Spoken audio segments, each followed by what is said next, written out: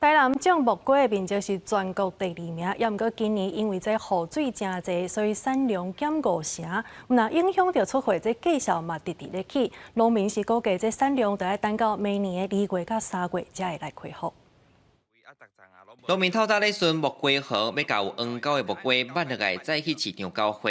行过来行过去，拢总甲咱挽5人尔。农民讲3、4月一礼拜平均会使挽7000斤，等于80人，即阵是减10倍。农民无奈讲，今年风台雨水多，加上日头有时伤炎，致使木瓜丛甲袂凋花。有凋花的时阵，你即摆就是伊会无花，会歹就是伊的土胶底拢伤淡，佮伤热。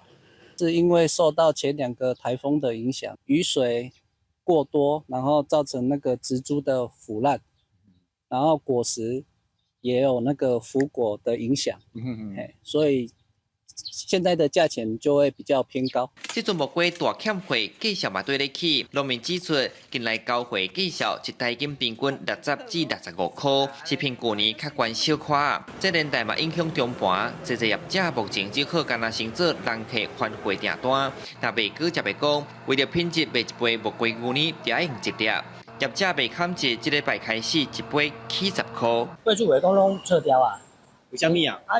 袂生啊，挽无啊。话是讲调已经话较好的调梨啊，袂黄啊。伊即站了一定长站啊。